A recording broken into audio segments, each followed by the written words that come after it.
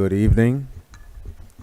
Good evening, everyone. We'd like to call this CDBG public hearing to order for today, April 20th, 2026. My name is Council President T.J. Clark, and I'm joined by my esteemed colleague, Councilman John Gale. Just want to read to you a disclaimer. The public hearing is being broadcasted live on HPA-TV's Xfinity Government Channel 96 and Frontier Government Channel 6032. It is also being streamed via HPA-TV.org and HPA-TV Facebook page, HPA-TV Apple TV, HPA-TV Amazon TV, and Roku TV apps. It also can be made available on HPA-TV YouTube channel.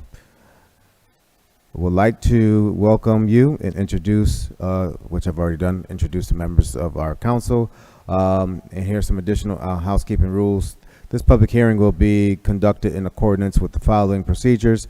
Each person wishing to address the council or members thereof upon recognition by the presiding officer give his or her name, address, and if he or she represents a group, and shall in addition state for the record the name and address of such said group or organization, and shall limit his or her remarks to 5 minutes. All remarks shall be addressed to the council as a body and not to any member thereof. Any person making personal, impertinent, or slanderous remarks, or who shall become boisterous while addressing the council, shall be forthwith barred by the presiding officer from further audience at this meeting unless permission to remain is granted by 2/3 vote of the council members present. During the public hearing, there should be no debate by the council, although questions may be asked by council or persons making such presentations. And we shall now begin with our CDBG presentation by the Director of the Office of Grants. Good evening, Council President and Council members. My name is Cheryl Horowitz, and I am the Director of the Office of Grants at the City of Hartford. I have next to me Angelique Croasdale, who's one of my staff, and in the audience is Ronnie Vasquez, who is another person, both of whom work on CDBG. I have done this presentation numbers of times. I really want to get through it quickly because there are people here who want to speak towards their projects, and so I want to let that happen.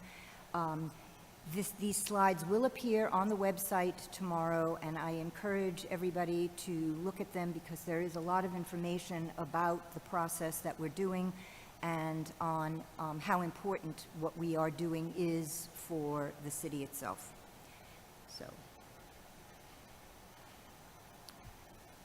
Okay, so in general, this is a piece of the process, what we're doing tonight. And the process is one that started in January and goes all the way through May. It used to go through June, but in fact, it turns out that it's more codified by law to actually end this process in a timely way so that we can begin these grants and get them funded and off and running in a timely way.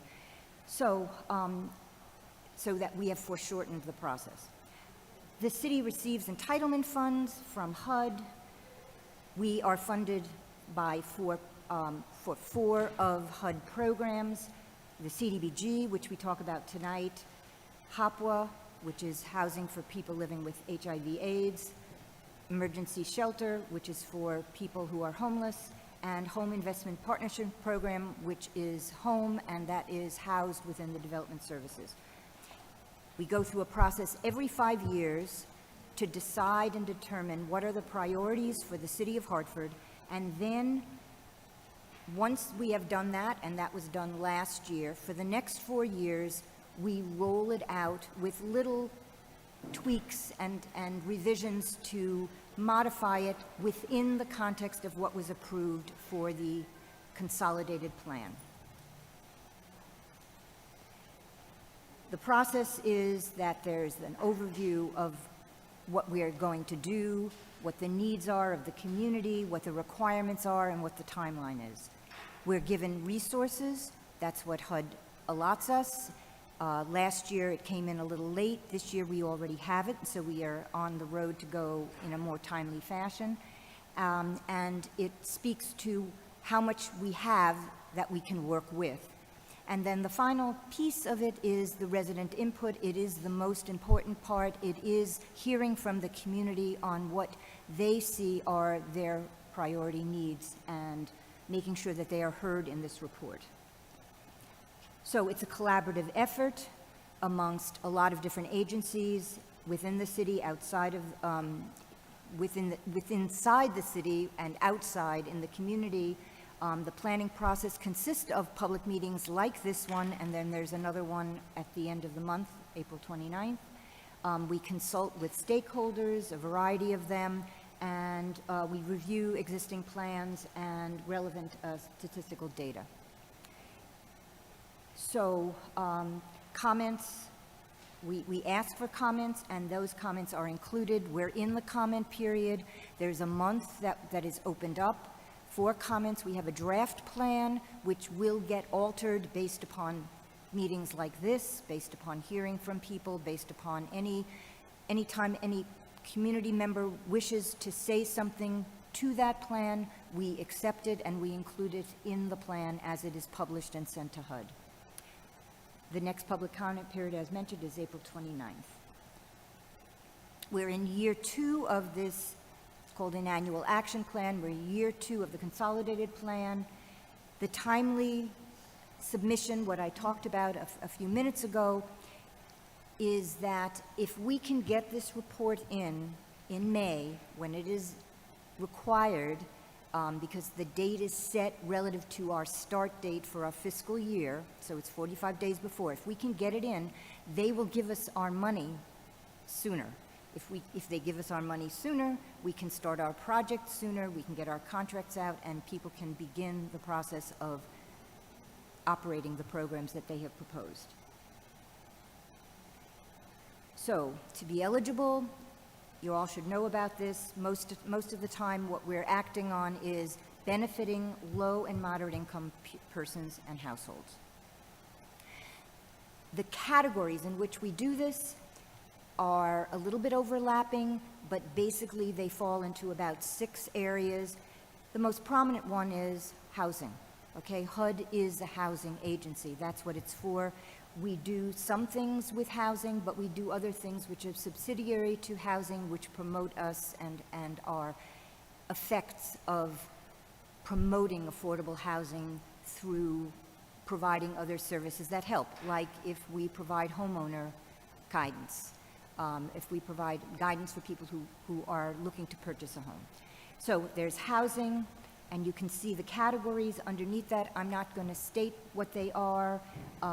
You can read them and you can see them online, but this is what we use to decide whether or not a program that is presented to us is an appropriate program for HUD. It has to fall into one of these categories. Here's the other 3. Most of you are here for public services.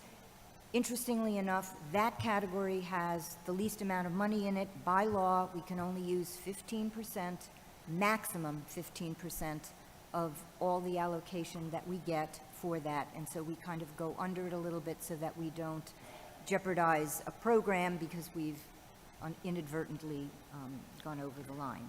But there's also public facilities and infrastructure, public parks and open spaces, and these are all things that we look to do based upon what the citizenry of the city want and desire and need. Okay, in order to do this, we have an application. People are asked and given instructions. We have a TA about that, those applications and how to perform and how to submit them in the best possible way. We are available throughout that period to help with any questions that people have. And we also then evaluate them. And we evaluate them internally. We actually had a conversation about this at one of the other meetings, our budget meeting, and we talked about who we use for that review committee, and this is a little summary of that. We use people who are chosen for their understanding of the subject matter. We choose people with their knowledge and background related to the service delivery of it, whether it be academic or people who have run agencies similar to this. They're drawn from the community, from the academic community, from the working applied community, agencies, and interested Hartford residents. In the review process for the last fiscal years, they have included a number of people, and that's what we search for. We try to get a diversity of people on these panels and work with them.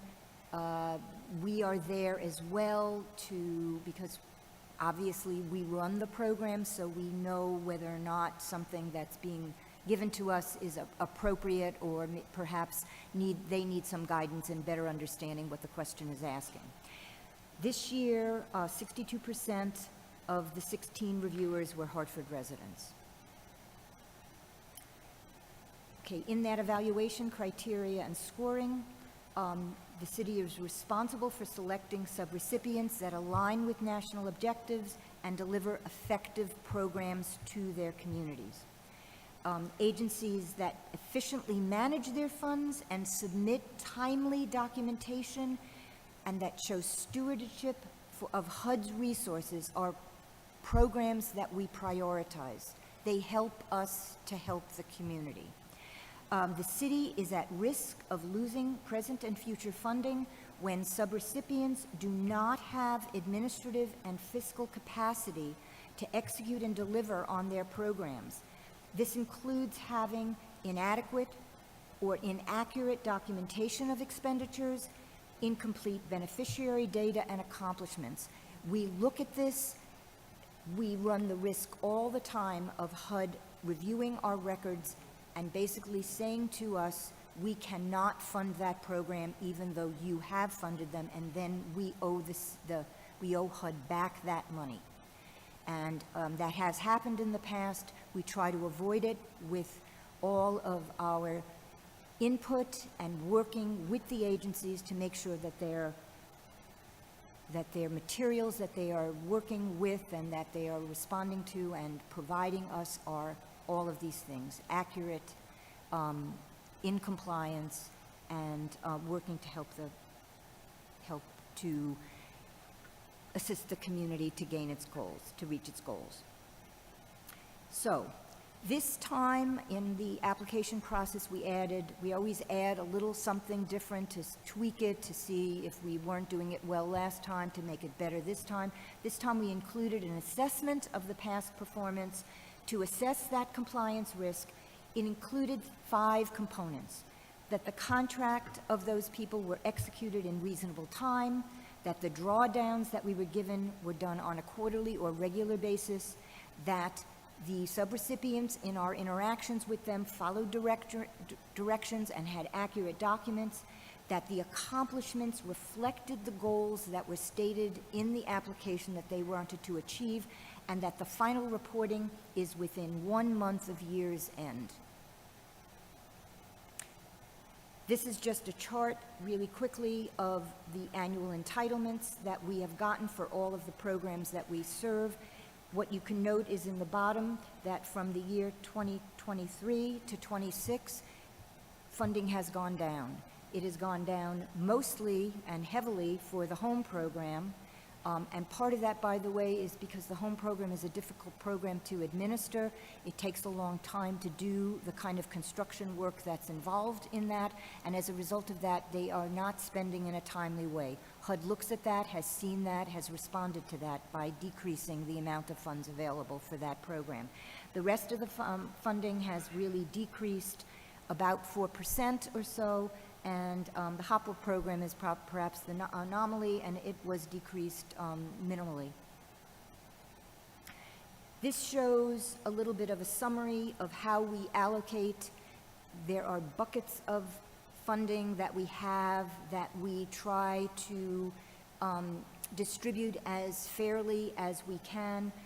At the top line, in the first row, it's the CDB allocation for the last 2 years, and you can see that that from a 25 it went up a tiny bit. We thought we were going to be cut, but we weren't, which was a good thing. The CDBG funding, we're able to put in those people who don't spend all their funds. We many times take that money back, or they give it back to us, and then what we do is we recycle it. We bring it back again and we use it in the next year. So we were able to add $62,000 into that bucket of money so that we could spend a little bit more on only the economic development activities. We cannot add it to public service. It doesn't count there. Okay, if you look at this, it shows you what we are suggesting this year for internal departments, which have needs and have requested very specifically some of the things that they have done in the past that they are, in a sense, relying on going forward, and some things where we have not had to fund them this year because there was monies left over last year, and so they will be using those. As a result of that, it turns out that we had about $60,000 additional to give to external subrecipients, more than we gave last year. So we were actually giving more money to that group of applicants this year than we did last year. Each one of these has been divided up with very specific applications, with very specific needs, and with very specific outcomes of what they are attempting to do. And this has gone already through not only our vetting, but the vetting by the mayor. Summary of what we've done: we had a total of 31 public service applications and 12 external non-public service, which are called economic development activities. The request was for public service $1,167,000, but we only really have about $496,000. So basically, we were being asked to fund 2.4 times more than we actually had. So you can imagine how difficult that is, and no matter what we do, somebody has to get cut. We cannot afford, and I'll mention in a minute why, to fund everybody at levels that they are requesting. The non-public service requests were 3.5 times the amount that was available. That was largely due to one organization who gave a really outrageous, I have to say, request at something on the order of $2.5 million. So we only get $3.5 million total. Okay, so the past strategy, what we've done is we decreased the awards.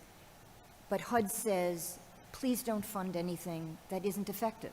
You know, if you give somebody $1,000, they can't do anything. And so you cannot give an agency that's proposing to do a project $1,000. We have decided internally, from what we have seen, that $10,000 is probably the lower limit of what makes sense for any project. So we tried to make sure that anybody that was a quality proposal that had a good score received at least $10,000, no matter what they had asked for. They would not get more than $10,000 if they only asked for $10,000. That, just make that clear. Okay, so that's basically the presentation for everything. What I just wanted to point out, and I ask for everybody to read through these things, it just is a little bit more of the process of what we have to do. It's about our monitoring, where we have to read and look at things in order to make sure that we are in compliance. This last page goes through some of the changes. Last year, we were in much more dire straits than we are now because a lot of things were being proposed, a lot of restrictions were coming at us, and we were unclear as to how much we would have to document for them. It turns out that the worst one, which was the verification of citizen status, is on hold. So that's a fortunate outcome, and we're in a way happy that at this point in time, we do not have to register every single person who comes through, who registers for a program, onto the SAVE program. They are now in the process of working with trying to loosen up what's called the BABA regulations. BABA regulations are Build America, Buy America. Any construction project would have had to buy American products, steel, concrete, whatever it is, and it holds people back, especially with the tariffs. that's now being promoted as a way of loosening those regulations. Okay, so read through those. There's links to finding out more about it. And I think I will just, at this point, turn the mic over to Council President. Thank you very much. Just some additional information that I need to read before we call on our speakers. That this is the annual action plan which addresses the intended use of HUD-supported entitlement grant funds under the 4 formula programs covered in the city's 5-year consolidated plan, Community Development Block Grant, Housing Opportunities for Persons with AIDS, HPA Emergency Solutions Grant, ESG, and the Housing Investment Partnership Program, which is called HOME. The City of Hartford requests the public input on 2026 Annual Action Plan for their 2025 to 2029 5-year consolidated plan that will be submitted to the U.S. Department of Housing and Urban Development on or about, as Cheryl mentioned, May 15th. A draft of the city's action plan, annual action plan, will be posted on the Central Grants departmental website with a link to the City of Hartford's public notices home, the City of Hartford, and will be available for at least 30 days for review and comment, which is up until May 14th. This plan also will be available at the Hartford Public Library, Park Street, and Albany branches. The consolidated plan addresses the intended use of HUD-supported entitlement grant funds under the 4 formula programs covered in the city's 5-year consolidated plan once again. And if you have any questions, please reach out to the Central Grants office, and they will be able to help you with your questions.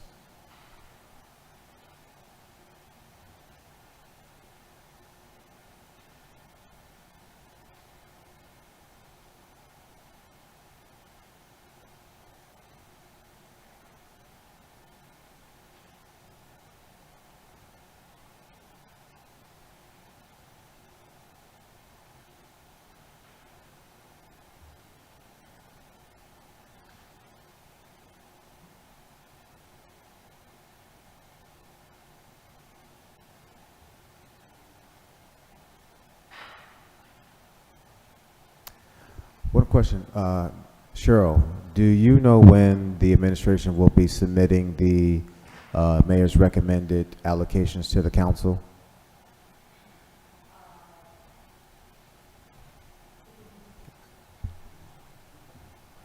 So you're asking when we submit the final?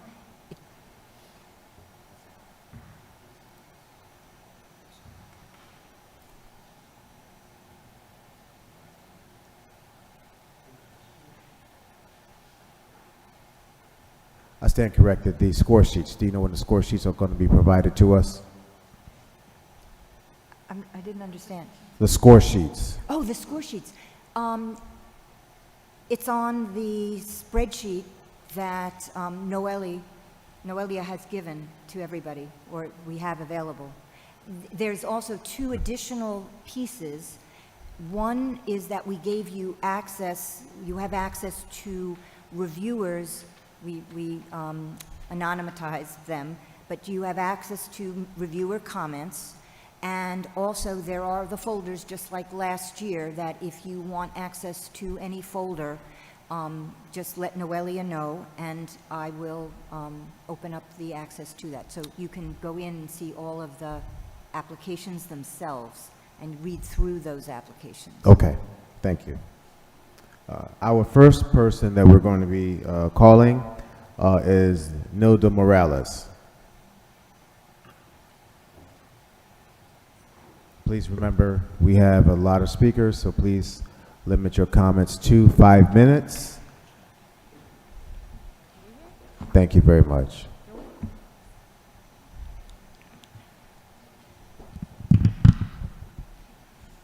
Good afternoon. My name is Nilda Morales, and I'm the director of El Centro at the Institute for the Hispanic Family Catholic Charity located here in Hartford. I am here today because our community needs help.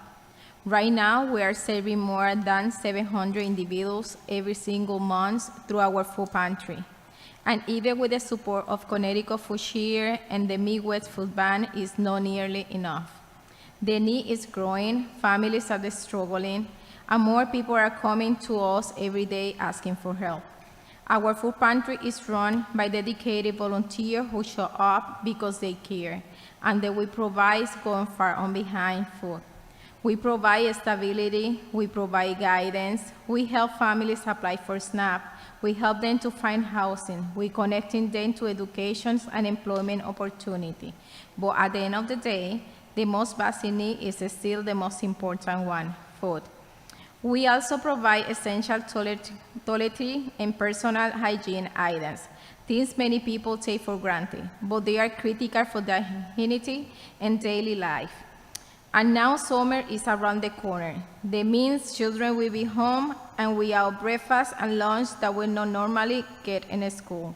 That means family will need more food. That means the pressure of our food pantry will increase even more. With all the changes happening across our states and our country, families are facing uncertainty, and we want to be part of the solution. We want to continue making a difference in our community. Every day we serve families who are doing everything that they can to survive, but it's still for sure.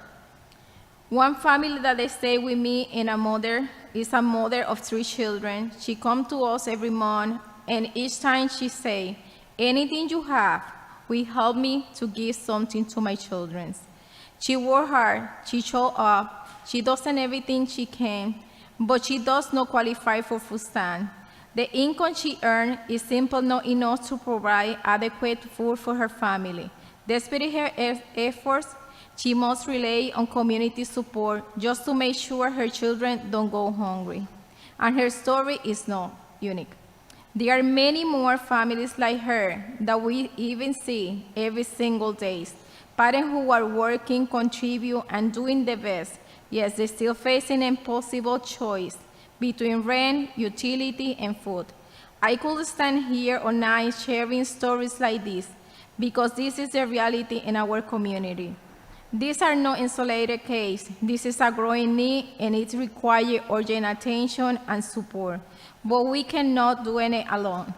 Today, I respectfully asking you support us by approving our full funding required for $35,000, because this is not just about food. It's about supporting family, it's about dignity, it's about making sure no one in our communities go without the basic they need to live. Thank you for your time and for your commitment to our community. Any questions? Thank you. Thank you. Our next speaker is Ivelisse Acevedo.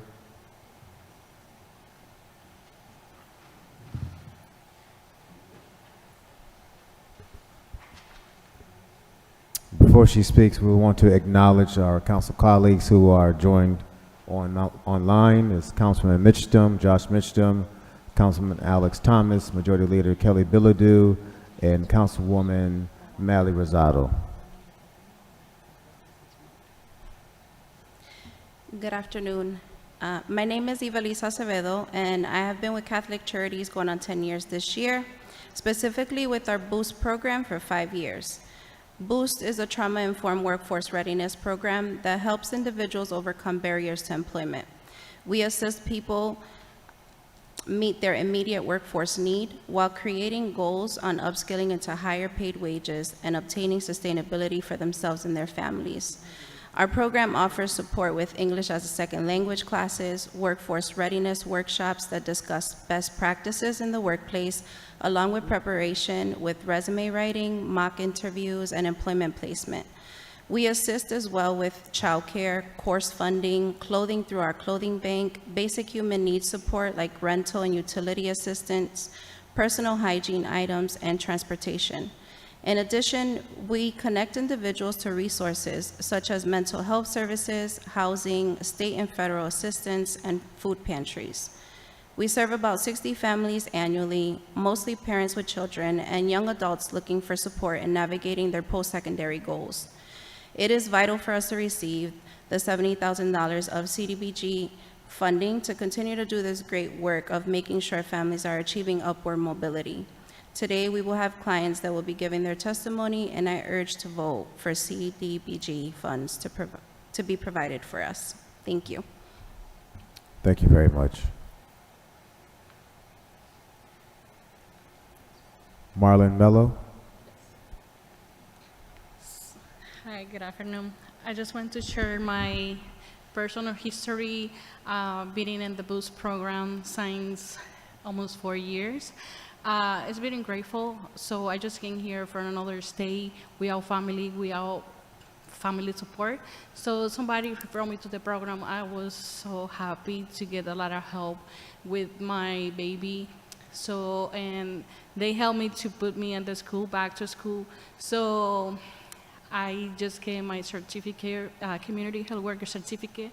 And also they brought me to the St. Francis Hospital to meet more community health workers there. So finally I just got 2 years hired. So now I have my community health worker I am community health worker certified through the Connecticut State.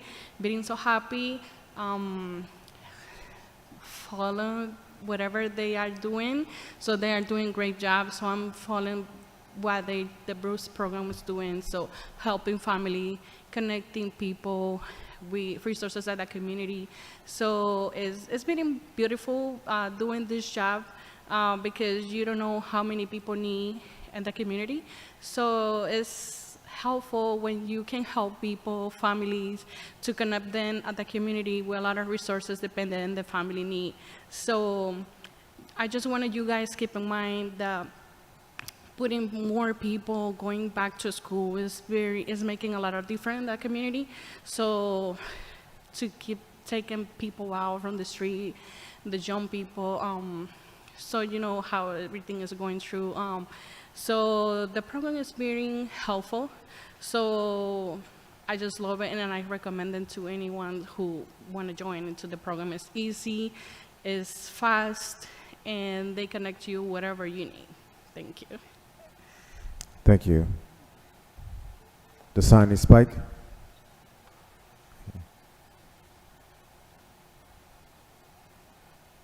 Anley. Thank you. I wasn't going to butcher your last name. Thank you. So my name is Anli. I'm here to speak on behalf of the Boost program. I've been in the Boost program and with Catholic Charities since 2021. When I first went into the program, I was like 5 months pregnant.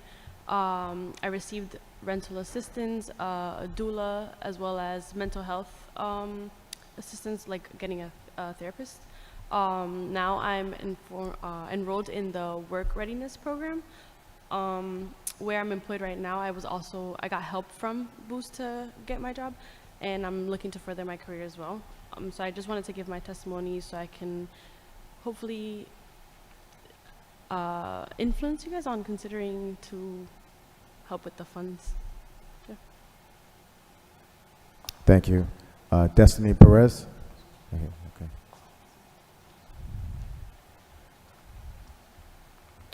The next speaker is Harris.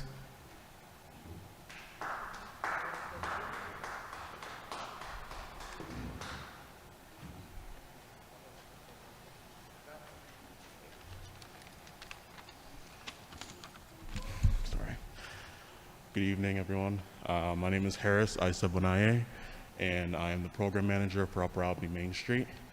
And we are a primary resource, business resource for the city of Hartford.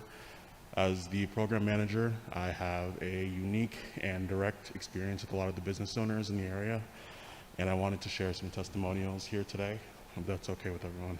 So, the first one is from Mr. Grafton Jones. He is a business owner of a nonprofit called Hope Home City.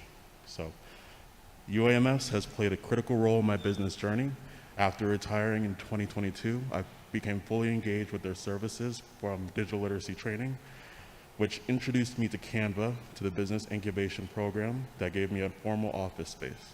This incubation has allowed me to host student interns, meet clients, and operate professionally outside of my home office.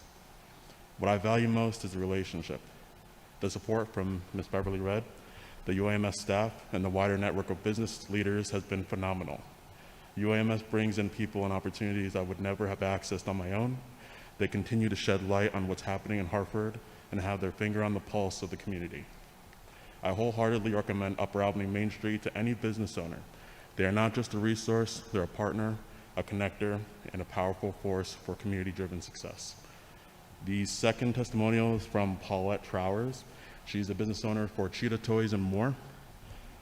She said, being a part of Upper Albany Merchants Association since 2019 has been a real blessing for my business.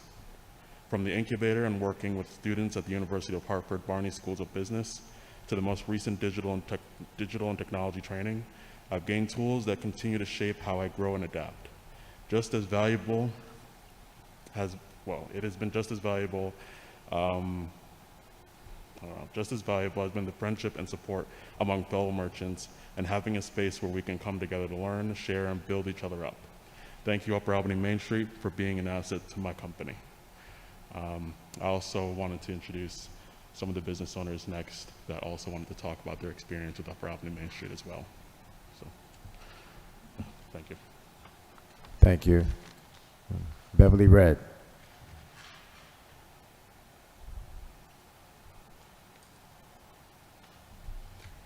Good evening to the Court of Commons, City of Hartford. I am Beverly Red. I reside at 1114 Pequannock Avenue in Windsor, Connecticut. I work in the City of Hartford as the Executive Director for Upper Albany Main Street. Upper Albany has been in existence for the last maybe 2002 with a focus of economic development for the small business community with a focus on micro business community. We provide service not only for startup operation, but also establish. We do an end-to-end in terms of supporting the small business community. In addition to that, we provide digital and technology service. One of the major focus right now is to close the divide for the small business community so that they can be competitive in the e-commerce marketplace. And with that, I want to say we have been extremely dependent upon the Community Development Block Grant that has been supporting us in this initiative, at least maybe as long as we have been in existence, but I know over the last 10 years.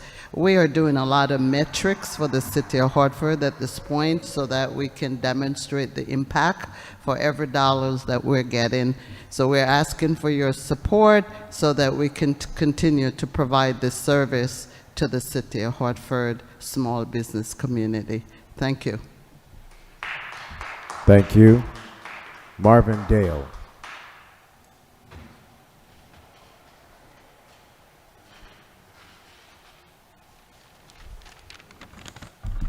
Good afternoon.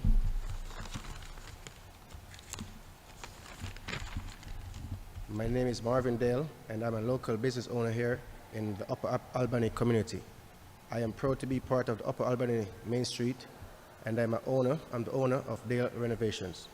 I'm here today to speak in support of the continued funding for Upper Albany Main Street, particularly through the Community Development Block Grant, or CDBG, which supports the micro incubator program that I participate in.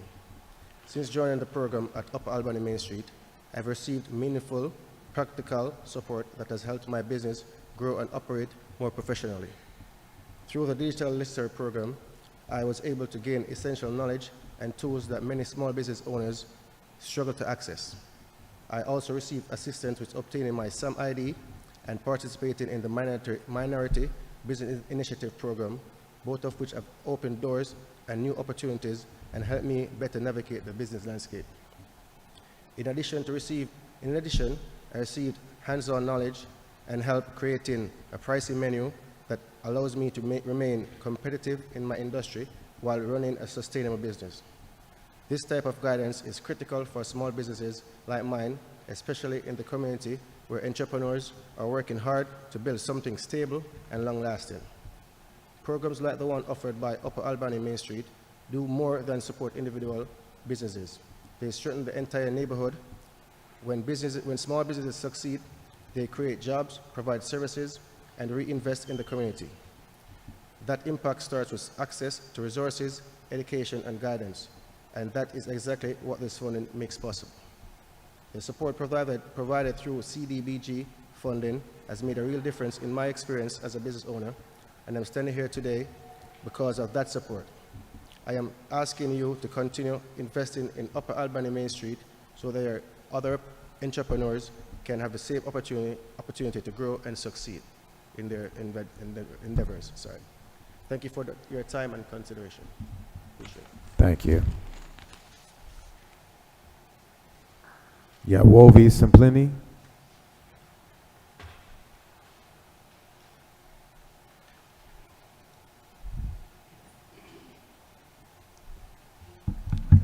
All right, good evening, everybody. Thank you for the opportunity. My name is Yaovi Simpini. I'm owner and operator of Togo Spice Kitchen, yellow food truck. I'm actually parked right here on Prospect, right next to the City Council. I'm open between Wednesday to Saturday if anybody want to come join some African food.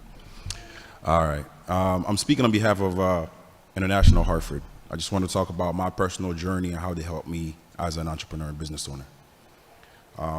The process started in the early 2000s. I'm a cordon bleu grad. Cooking is a very strong passion for me, and I was looking for a way to start.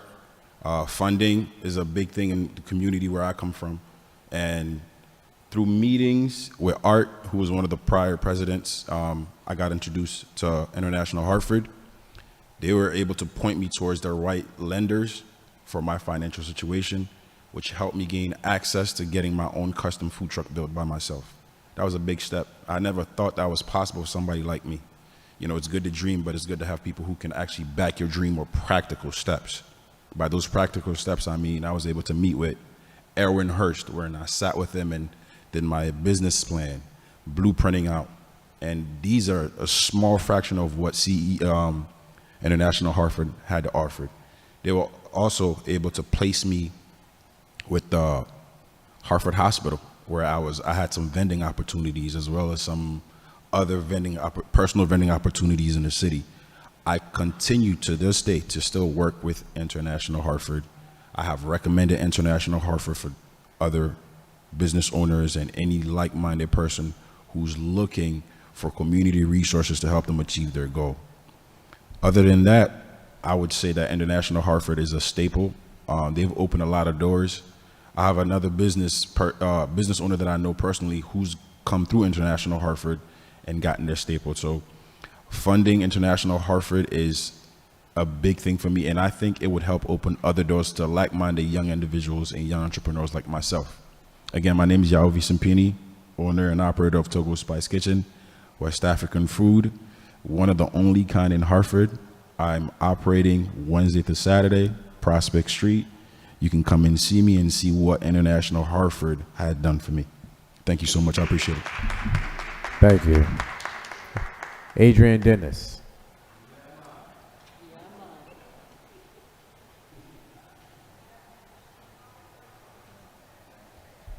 Good evening, everyone. My name is Adrian Dennis. I'm the owner of Jamdang Supermarket located at 651 Albany Avenue. I'm open from Monday to Sunday, 7 a.m. to 9 p.m., and Sunday, 7 a.m. to 8 p.m. I'm here to speak on behalf of Upper Albany. I've been going there for 2 years now. So my journey when I first purchased the supermarket where I rebuilt it from ground up at 651 Albany Avenue, Upper Main Street been the biggest support for me. When I was starting out, flyers, information, the staff there, they were there to support me throughout the process to make it easier for a young man like me coming up in the city. Now I'm currently open for 1 month now, and with the merchants and the small business and the community behind me, it's been with Upper Albany and everyone that come there, it's been so good that the community fall right behind me, and we're growing together, and we just want to be a community supermarket. And with Upper Main Street, the support that they gave to us, it's beyond amazing. And we just want to say thanks to Upper Main Street. I want to thank the city of Hartford. I want to thank the city of Hartford so much, because throughout the process I've learned so much with permitting, inspection, and doing things the right way in the city. And for a young man like me that came from nothing, came from Jamaica, and to come in this city and could work from the bottom up, I just want to say thanks to the city of Hartford and Upper Albany being the strongest support behind me. And we just want to say, let's continue to support them. Let's continue to fund them, because there's a lot of people that behind me that want to do business in Hartford and who want to do good to the community. And we just want to continue to make Hartford a safe place, and we just want to work good with each other and make it a community thing, and we just want to grow together. Thank you for your time. Thank you. Samantha Dale, which is joining. Good evening, Council President, Council members. My name is Dr. William Clark. Council members, my name is Dr. William Clark, and I serve as the Executive Director of International Hartford. I wanted to thank you all for the opportunity to speak today. I just wanted to share just a little bit about International Hartford and the basic business truth in Hartford. Over our 14 years of existence, we've learned that entrepreneurs that we serve in Hartford are not lacking effort, or they're not lacking ideas, or they're not lacking commitment. Rather, a number of the businesses that we serve, we notice that they're lacking access. They're lacking access to systems and guidance and resources that make it hard for them to develop sustainable income for their families. At International Hartford, we work primarily with micro business owners, many of whom who are immigrants, first-generation entrepreneurs. You heard from Yowovi, you'll hear from Samantha shortly. And some of our clients are low-income, moderate earners in our community. And these individuals, they are already operating businesses, or they're looking to grow their businesses, but they're stuck in between this number of $5,000 and $25,000 in revenue. As they're growing their businesses, they're trying to navigate a number of things, including pricing and sales, financing, and growth opportunities. And because of that, many of these businesses do remain stuck, and they're working hard to try to figure out how to move forward. The work at International Hartford is designed to change that. Through our Micro Business Accelerator program, we provide structured accountability, training, coaching for these businesses so that they can build the right systems inside their businesses so they can grow. And so this means that these entrepreneurs are not just learning, but they're producing. They're creating financial tracking systems, they're building pricing models, they're completing compliance requirements, they're developing clear revenue strategies, and they're figuring out the right next step for their business. This is not a passive experience for the business owners that work with us, as you heard from Yowovi, but it's more of a disciplined, measurable, progressive learning environment for these business owners. Combined with the support that we offer, we see and help entrepreneurs move from informal to more formal operations, separating their business from personal finances, becoming eligible for financing and capital, and increasing their ability to generate consistent income.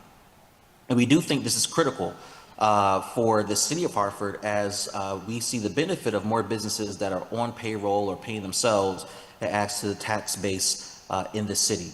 But I want to make sure that we don't miss the big picture, and that is these individuals are not just individual businesses, but these are businesses that impact family, impact neighborhoods, that impact the local economy, and it impacts the city. And when we develop stable businesses that impact all of these stakeholders, that we are impacting our broader community. Every time that we open up a class, which is actually happening right now, our courses fill up. And every time that we engage our community, we discover more entrepreneurs who want to step forward and figure out how to become more sustainable and have more impact in their community. So as I close my testimony, my ask is that this council considers increasing our support so we can serve more businesses in our city. Historically, this council has supported, this administration has supported our organization. We're very grateful, and we look forward to continuing that work, but we would like to see increased support so we can serve more businesses in our city. Thank you for the opportunity to speak. Thank you, Dr. Clark. We're going to go back to Samantha Dale.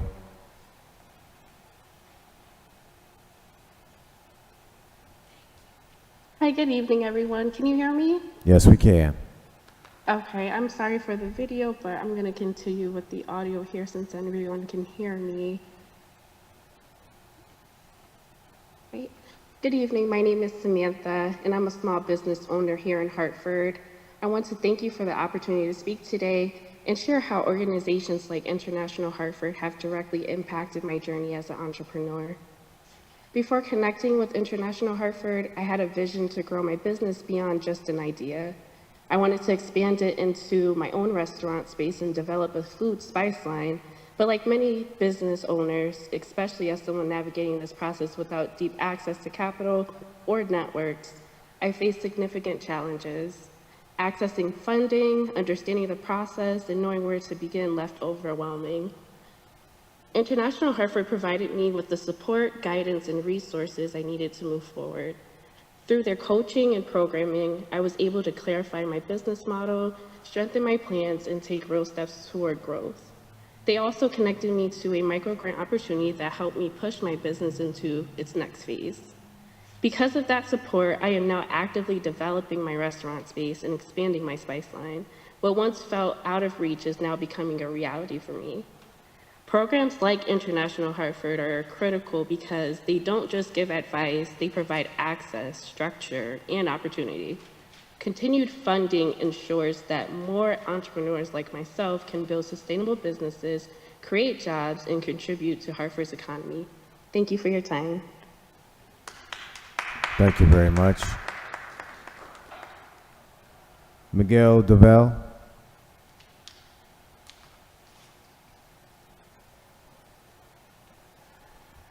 Good evening. Good evening. Good evening, good evening.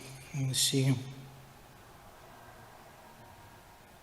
Good evening, councilmen and women, members of the committee. I want to thank you for the opportunity to speak tonight.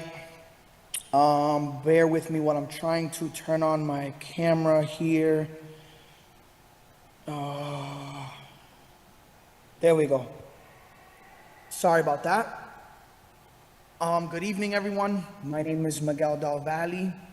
I am founder and executive director of a nonprofit barbershop that aims to evolve into a full-blown approved barber academy, hopefully by the end of summer here. And what just began as, a young man coming to Hartford with a dream of opening a business, I was able to secure space at the Park and Main new development without knowledge that there would be support from the city. Basically at the very opening of the business, I qualified for a Heartlift grant that assisted us with build out. And quickly, we realized the space meant so much to the institution. Today, we have roughly 18 chairs and 2 studios. One studio actually occupied by a youth that we got from Ready CT, Workforce Development Program. This young lady is now a full-blown nail tech and is well on the way to earning 6 figures and starting her own LLC. And so we've been very, very impactful over the years, and we ask for your support in the Community Development Block Grant, that you fund us fully, because this is not just about us, this is about all the impact that we've been able to have. We've been operating on the bare minimum, and we have still been very, very impactful in the community. And so with your support, I firmly believe that we can be even more impactful, more intentional in the city. We've partnered up with some of the biggest names in the city. I'm not even sure I should mention them, but just people who service the youth, organizations that service the underprivileged, the underserved, of course, the neighbors. We've partnered with colleges to, develop a pipeline for like workforce development, reentry community programs, you name it, the list goes on. And I just want to say that this is a result of what investment in our people in our city looks like. I stand firm on that. Some of the council members very much know me. I've been doing community work since the second we opened our doors, since the very moment that the Department of Permits and Licenses gave us the green light to open the doors. We've been just creating impact in our community, giving free haircuts to those who can't afford it. And then those who are paying, we've created a program called Fade It Forward, where those who can afford a haircut not only are paying for their haircut, but paying for those who can't afford it in advance. I would say just, I'm here speaking on behalf of the organization. We appreciate your support and feel that if you guys support us further, we can be more impactful. We aim to deepen our reach in workforce development, training opportunities, and reach even more youth, offering a pathway to economic stability for themselves, creating small business owners in the beauty industry. We've shown what we can do with very little, and so I ask that you guys just kind of use your imagination on where we can go if we get your support. This is much bigger than me. I'm simply just, doing the Lord's work in my community. I think now is the perfect time that, we get funding and we get serious about what the next 5 years for Scissor Society looks like as we evolve into a full-blown nonprofit barber academy. I think that this will lead to licensure opportunities for those who may be operating, kind of in the shadows in our city. We all know, the black eye that the barber industry has, and Your time I has aim expired. to change all that. I aim to change all that with your support. Thank you so much for your time. Thank you. Thank you very much. The next speaker is Dave Lowry.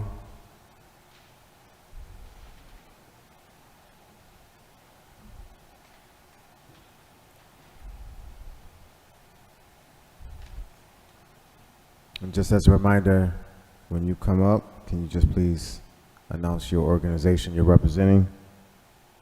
Dave Lowry? No? All right.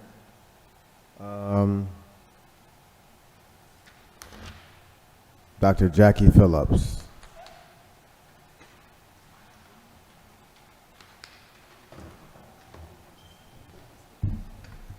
Good afternoon. Thank you for your time. Good afternoon to the council.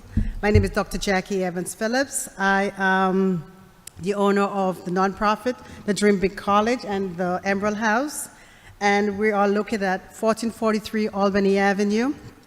We've been in business for the past 10 years, and with the purchase of the new building, it gave us an opportunity of expansion.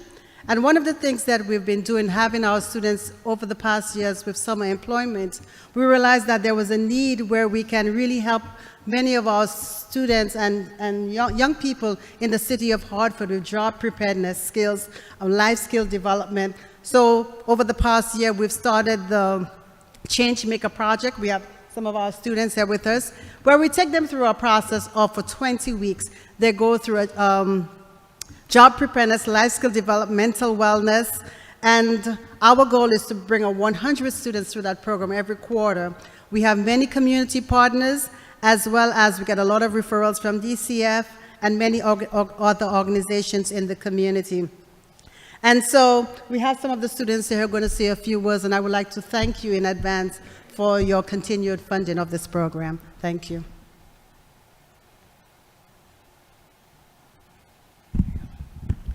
All right, hello, I'm Susanna Anane. I just started being a participant at the Emerald House for the Changemaker program. This is an opportunity for me to build my career outside of studying in college, and it's just a safe space to grow yourself and your identity and to build a vision for yourself, and I'm greatly appreciated. So, thank